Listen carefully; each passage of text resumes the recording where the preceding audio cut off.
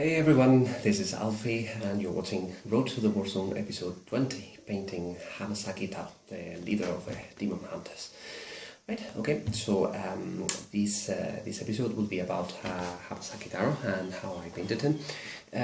Essentially I was going for a different color scheme, okay, because the suggested one, the one that you see in the package, in blue, red and gold is a scheme that I really don't like for the Demon Hunters, and also for him as a personality, as a character in the game, to stand out from the other Demon Hunters. Okay, so that was the main objective. Okay, so let's take a look at the video and hope you enjoy it. Okay, so let's get the Demon Hunter Hamasaki Taro painted. Right, so as per usual, priming with pre-shading, as you can see, okay, and the color scheme that I'm after is based around copper, okay. So I'm going to use this color scheme. I'm putting it on the screen for colors that go with copper. So first thing to do, and this is a bit of a challenge because in the last video I didn't do the mix correctly. What I want to do is to mix model color so that it can be used in the airbrush for the base coat. Okay, so I'm going to base coat him really dark green. Okay, so German uniform, which is the darkest green that I have, and black. Okay, so now the ratios for this are approximately. Again, the consistency that we're looking for is that of semi-skimmed milk. Okay, so that's more or less the consistency that works best. So, ideally, it would be, say for example, 5 drops in total of paint. So 3 and 2 or 4 and 1, whatever. Okay, so let's imagine 5 drops of model color, then 4 drops of distilled water, 3 drops of airbrush flow improver, and 1, maybe 2 of airbrush thinner, which is not really necessary. Okay, so let's see. Whoops, little mistake here. When I was looking at the color scheme, the different colors that go with copper, I didn't realize that the darkest one wasn't actually a very dark green, which I have started airbrushing already. It's kind of like a military green-grey, but it's actually a brown. It's a very dark brown. Okay, so I'll repeat the process and maybe I'll get a better ratio now. Okay, so I don't know which one's darker, whether flat earth or whatever you call it, the Monfang, whatever. Yeah, I think 4 drops of brown, 4 drops of black, 3 drops of water, 2 drops of flow improver, and 1 or 2 of airbrush thinner, depending on the consistency. Okay, so I'll mix that in now. Okay, so here we go. Quite like the color, quite like the shade. Okay, so in the end it was. It's still a bit runny, so I think it's too thin down. Okay, so I'm going to add a drop of black. Okay, so that would be 3 drops of black, 5 drops of Monfang, 3 drops of flat earth. I'm going to add a couple more, so that would be 5.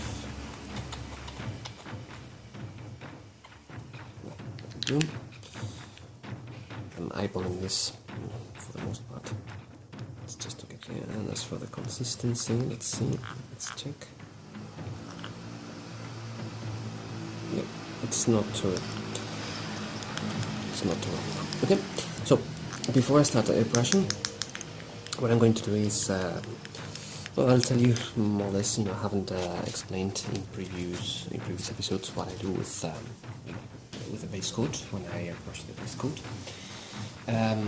Basically what I do is, the idea more or less is, use the pre-shading, like for example in this arm here, okay,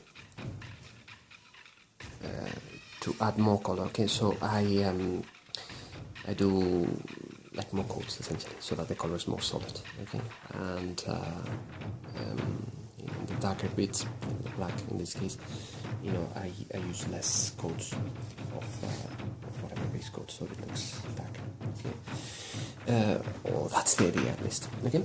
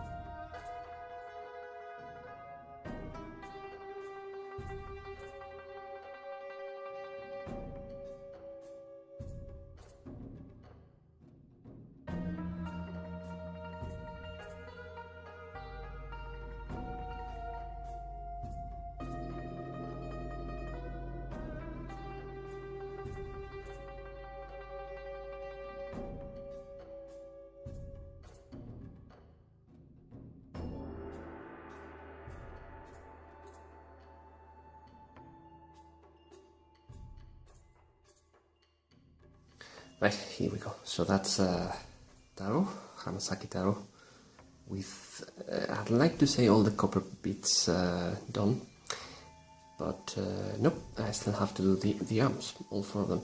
I've done the head as well, I'll show you. Okay, and in case you were wondering, you know, because in the previous videos, since Saigo or so, you haven't seen me talking about highlights or anything. It's because, you know, I've been doing them as I go. Right? Okay. So as you can see in the, you know, in the decorative part of the helmet here. Sorry about the focus. I've added a bit of a highlight here. I'm sure you've seen the highlights here in the main body, especially in the top part, which was mainly achieved with the airbrush, etc., etc. So that's why, you know, the highlights are already covered.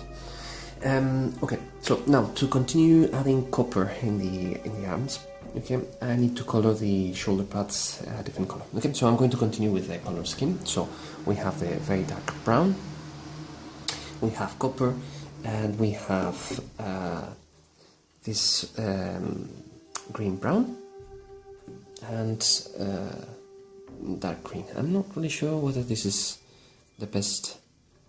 Probably I'll change to Russian uniform. Okay, yeah, I'll do it.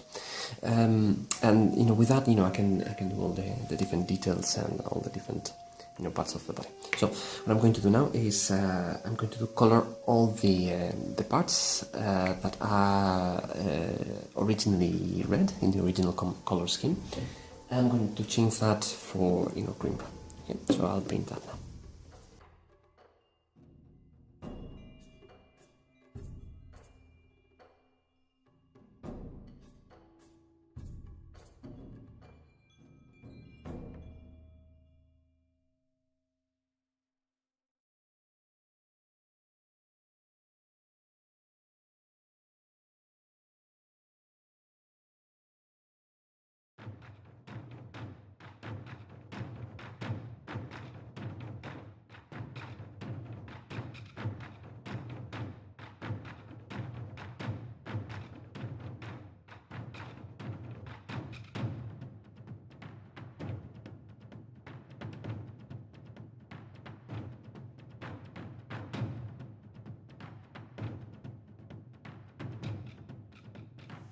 well, now that I've finished the green-brown bits, you can see the highlights, I think. I was talking about earlier. Let's see. More or less. Well, I try my highlights to be subtle. I don't like, the big, white strokes. Okay. Well,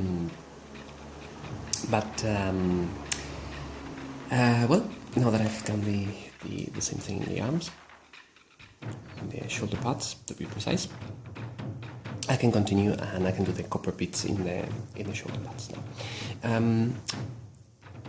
Another thing that I haven't mentioned recently is the fact that, when I say, oh, I'm going to do this part, or I'm going to do the green brown, or I'm going to do this color, I'm actually applying 2 or 3 coats.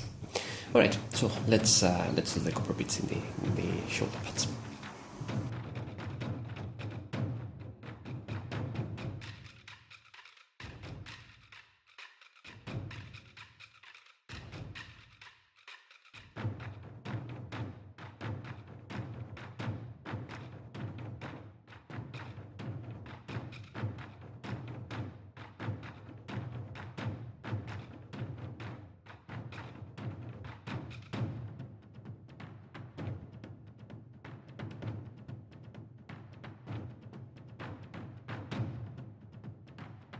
Okay, so that's the final copper parts in the shoulder pads. Okay. All right. So what I'm going to do now is the parts that are originally grey in the original color scheme. Yeah, there we go. I'm going to paint them Russian uniform, okay, which goes with the color scheme that I've chosen.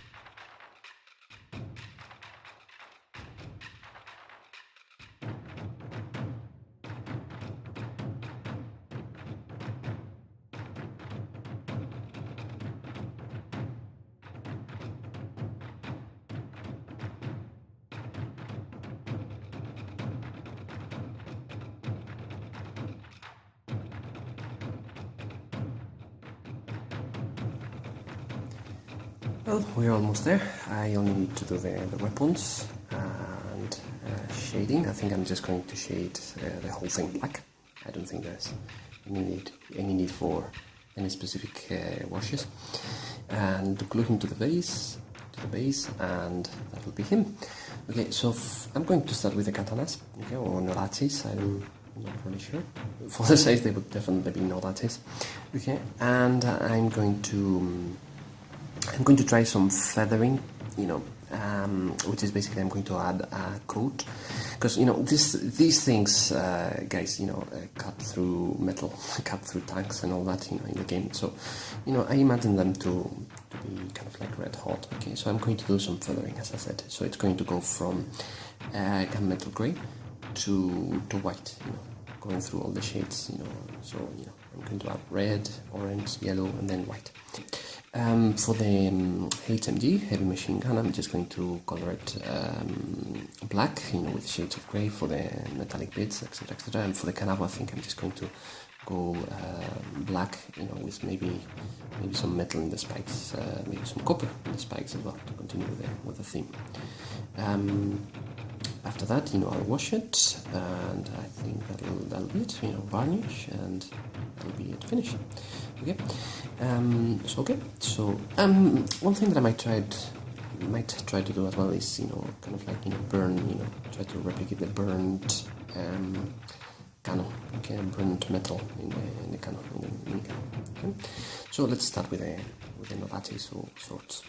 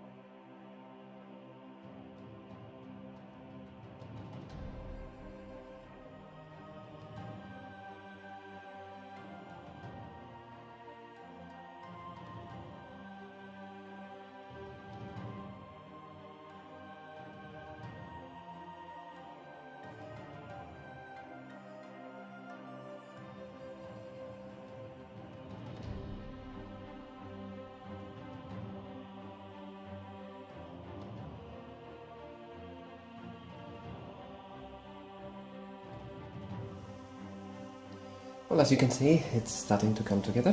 I've almost finished the weapons. I'll tell you very quickly what I've done. Right, so for the minigun, I've painted the metallic bits with gunmetal grey and highlights with gunmetal gunmetal grey mixed with metal medium. Then the cannon is black. I still have to do the highlights, but a little bit of grey.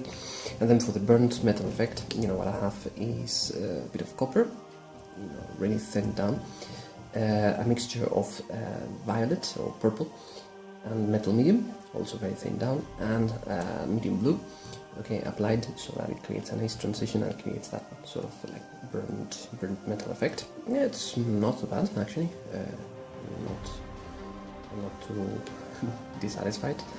Then for the canabo or club thing, just black, and I've applied a bit of a grey highlight. Again, try to make it quite subtle. And for the swords, well, I've painted the tsuba or guard copper, the pommel also in copper. I thought they look great, with white, with a white tsuba or handle, and then black bits, which I'll probably just apply a wash for that. And the effect that I was talking about, feathering, going from gunmetal grey to red to orange to yellow to white, to the edge get finally white, so that it creates that kind of like red hot, really, but I'm not really happy with it. So what I'm going to do now is apply a glaze, of silver, so that it, brings everything together, all the colors together, mixed with glaze medium, obviously. Okay, so I'll do that.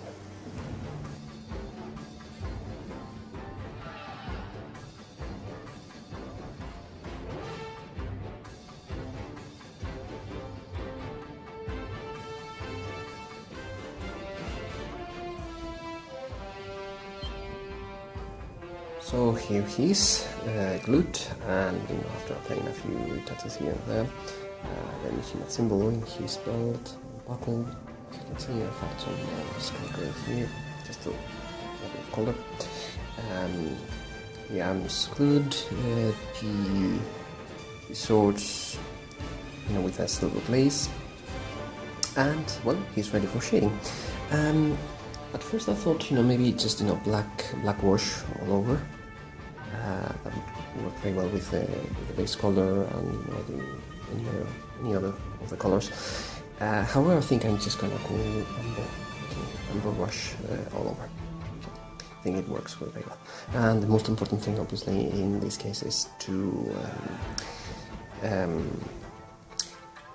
remove the excess, so that it's a clean color and the wash only goes in the crevices. Okay, and after that, a bit of varnish. I think I'll just go matte varnish as usual, even though he's cybernetic. He's supposed to be a cyber, robot thing, as you can see. I think I'm just gonna go matte varnish, and only a bit of those varnish in the swords and maybe in the minigun. Although minigun, I like miniguns with a warm out effect, so I think I'll just go black. Right, I'll show you the results afterwards.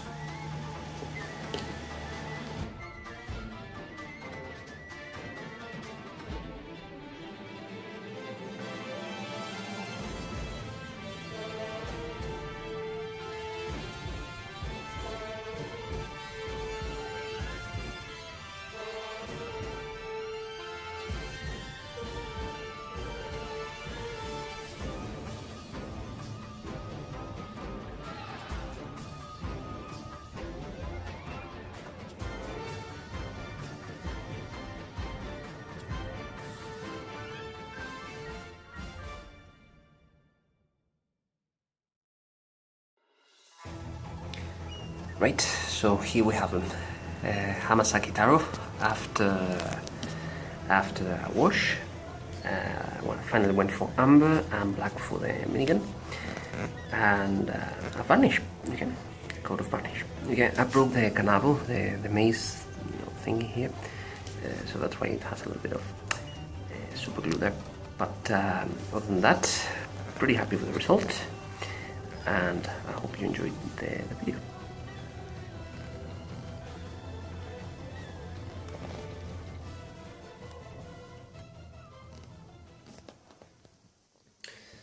So there you have it. I don't know about you, but I'm pretty happy with the result. I like the way that everything came together.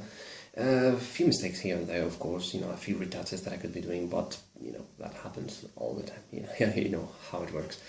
Okay, so for the next video, we're going to change a little bit. There will be no more painting for now.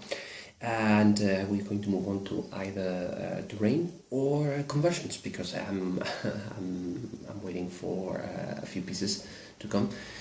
Some of them have already arrived. Thank you, Andres, you're the best.